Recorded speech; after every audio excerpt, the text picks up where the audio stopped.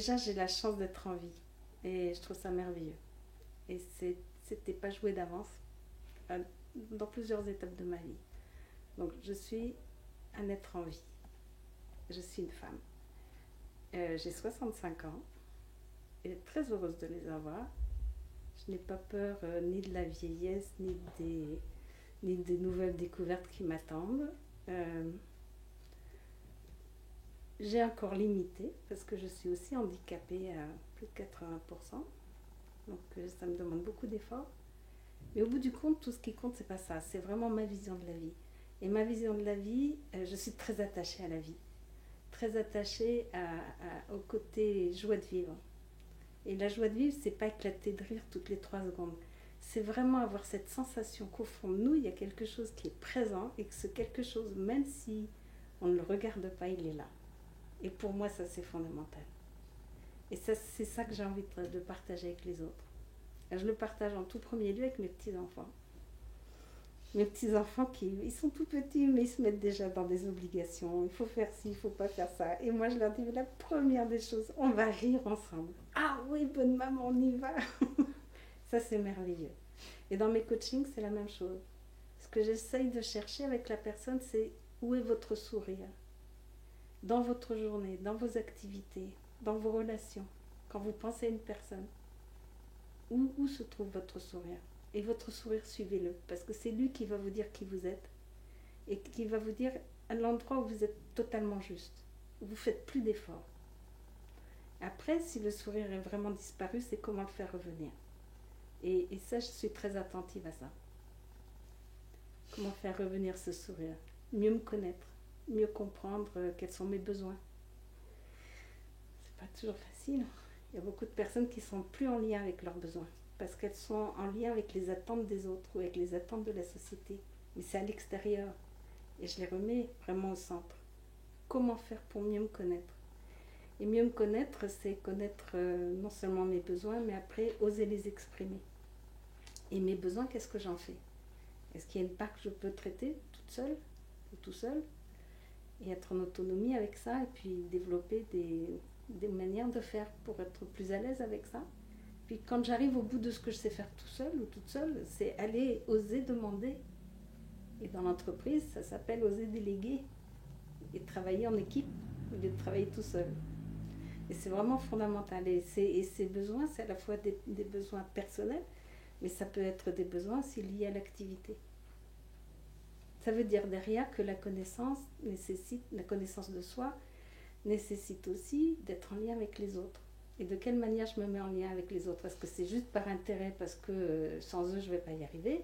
Ou est-ce que c'est aussi avec des émotions, avec de l'amour, avec de l'envie, avec du partage, et tout, voilà, c'est vraiment ça que j'amène dans mes coachings.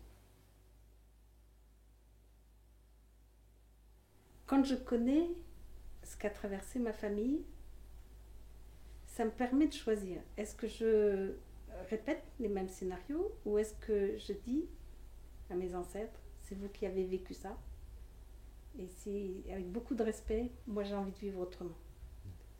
C'est vraiment prendre sa vie en main, c'est se libérer justement de ce qui a été vécu avant. Pour moi, se souvenir de l'histoire, ça ne veut pas dire le répéter, ça ne veut pas dire mettre des fleurs partout avec des dates commémoratives. C'est plus simple que ça, c'est beaucoup plus simple que ça. Par exemple, il y a quelques temps, j'ai rencontré une jeune femme et sa demande de coaching, c'était une demande personnelle dans la vie privée. Et sa demande, c'était je ne comprends pas, quand j'aime un homme, je reste 2 ans avec lui, au bout de 2 ans, je le quitte. Et j'attends pas qu'il me quitte, c'est moi qui le quitte. Évidemment, première question, vous le quittez pour quelle raison? Est-ce que vous ne l'aimez plus? Non, je ne peux pas faire autrement que de le quitter. Et en fait, quand on est remonté dans son histoire, et tout à l'heure je raconterai comment je remonte dans l'histoire de la famille, elle s'est rendue compte qu'elle avait une arrière-grand-mère qui était fiancée au début de la guerre de 14, et puis son fiancé est parti au front, et au bout de 2 ans, il est mort. Donc, il n'y avait plus d'histoire d'amour, et le mariage n'a pas pu exister. Et du coup, elle reste 2 ans avec les hommes, et elle les quitte, enfin, elle les quittait. Et d'avoir pu prendre conscience que ça, c'était l'histoire de son arrière-grand-mère, mais ça n'était pas la sienne, ça lui a permis de se de se libérer de cette histoire. Il y avait une sorte de... j'ai oublié le mot. D'identification avec cette arrière-grand-mère. Et d'avoir vu qu'effectivement c'était l'arrière-grand-mère qui avait vécu au moment de la guerre de 14, mais elle vivait en temps de paix, et qu'elle avait le droit de rester avec l'homme qu'elle aimait, mais ça lui a vraiment permis de prendre beaucoup de distance et de se rendre compte que ce qui est transmis par la famille n'est pas obligatoirement actif dans nos propres vies. D'ailleurs, la preuve, c'est qu'entre frères et sœurs, on ne porte pas la même part de l'histoire. Il y en a un qui va porter le deuil de l'homme aimé, il y en a un autre qui va porter les difficultés à créer une entreprise parce qu'un arrière-arrière-grand-père aura fait faillite. Enfin bref, il y a des histoires qui se répètent, mais pas de la même manière pour tous les membres de la fratrie. Ce qui veut bien dire qu'on peut aussi s'en libérer. Et ça se passe quand même par la conscience.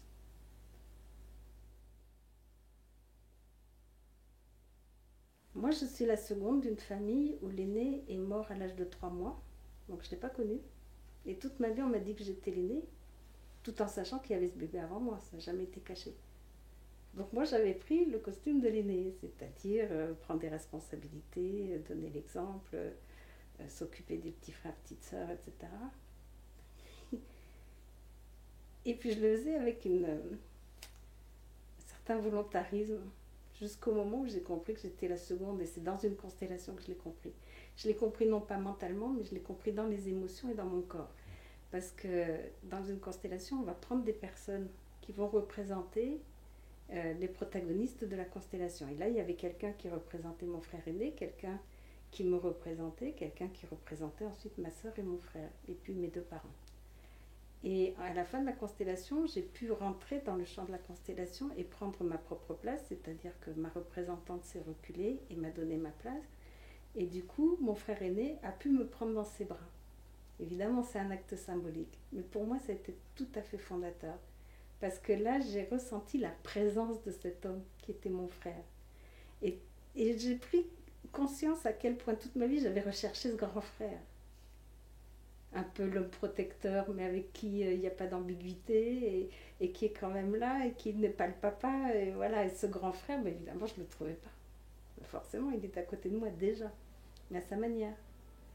Et là, j'ai vraiment pris ma place de seconde. C'est-à-dire que maintenant, je n'ai plus peur de ne pas prendre des responsabilités, je n'ai plus peur de ne pas m'occuper du groupe absolument, je n'ai plus peur de ne pas être dans l'exemplarité.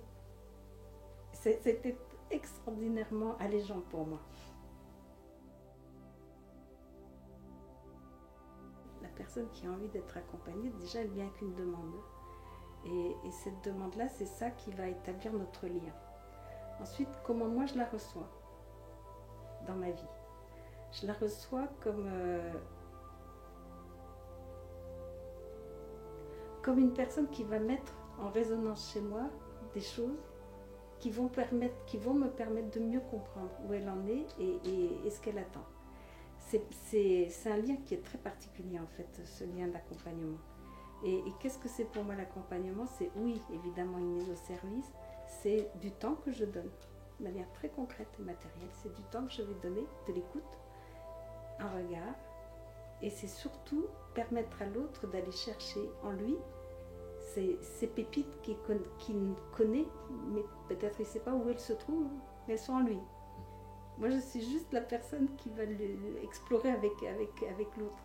Je ne suis pas le découvreur. Le découvreur, c'est toujours l'autre. Les pépites, elles appartiennent de toute façon à l'autre. Maintenant, j'ai vécu suffisamment de choses dans ma vie, dans des domaines très différents, avec des grandes souffrances, où je sais que la souffrance n'est pas là pour nous casser, elle est toujours là pour nous faire grandir. Donc cette vision optimiste de la vie me permet de soutenir aussi l'énergie de la personne qui va en exploration, où il y a des temps d'exploration qui ne sont pas confortables. Parfois, avant de trouver la pépite, on trouve un peu les grottes humides et sombres, c'est pas simple. Moi, mon regard se pose sur la personne. Il y a des personnes qui sont armées pour dépasser ça, il y en a d'autres qui ne le sont pas. Il y en a d'autres qui sont tellement affaiblies qu'il leur faut d'abord retrouver de l'énergie. Et je suis très attentive à l'état de la personne. Peut-être aussi parce que moi j'ai vécu 25 ans en montagne et que je sais qu'avant de prendre son sac à dos, ses grosses chaussures et d'aller faire une randonnée, il faut vraiment se préparer. Et quand on va s'explorer soi-même, c'est la même chose. Est-ce que j'ai bien tout ce qu'il faut dans mon sac à dos? Est-ce que j'ai le sifflet de survie? Est-ce que j'ai la couverture de survie? Est-ce que j'ai de l'eau? Est-ce que j'ai ma carte?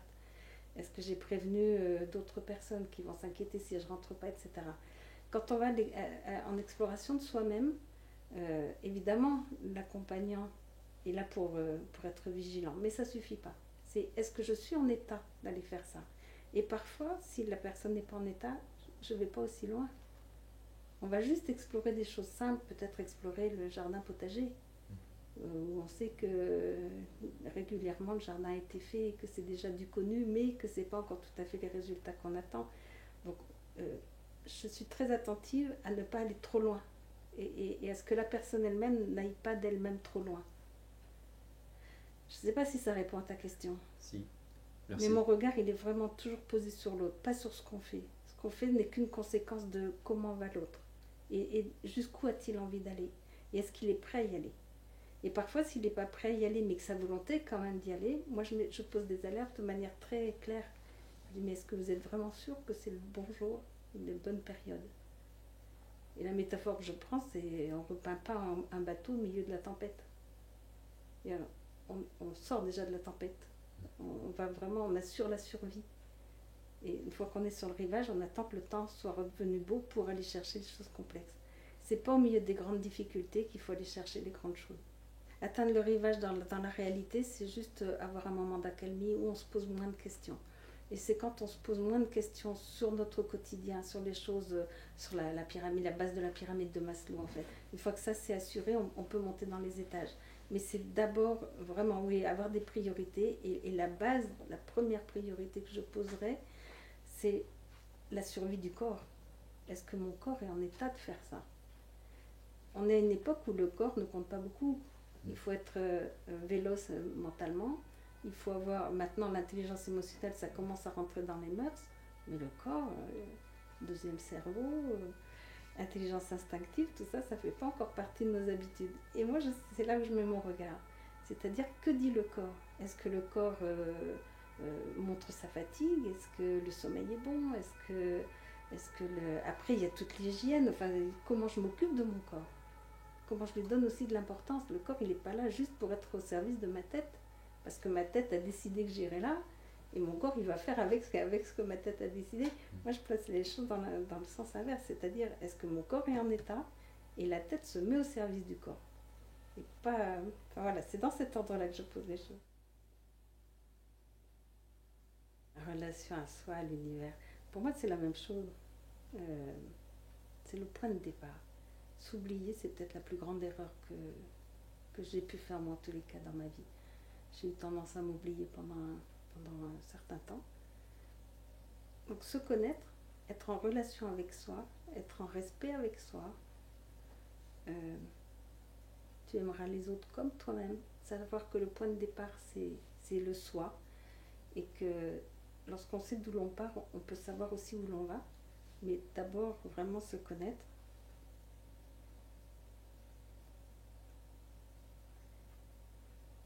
C'est à la fois fondamental et en même temps pas si simple.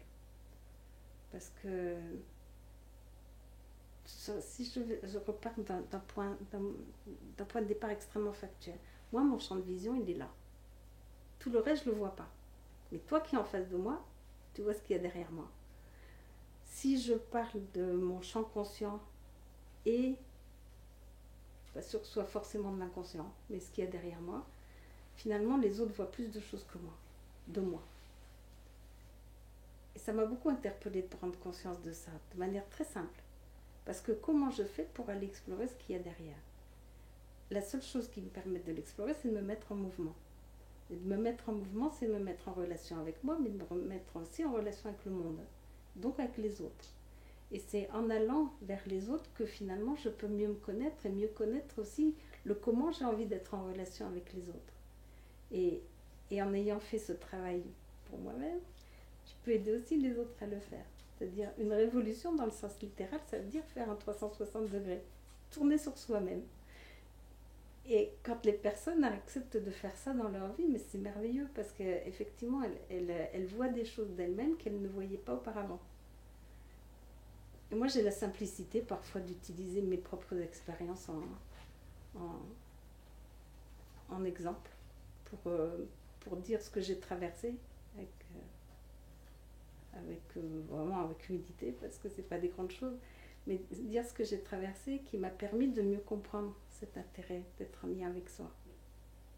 Et être en lien avec soi, c'est aussi honorer la vie qui nous anime. Et la vie, elle est là aujourd'hui, mais qui me dit qu'elle sera là encore dans une heure, je ne sais pas. Ça, c'est un grand mystère. C'est un grand mystère qui, pour moi, est un mystère joyeux. Je n'ai pas peur des limites de la vie.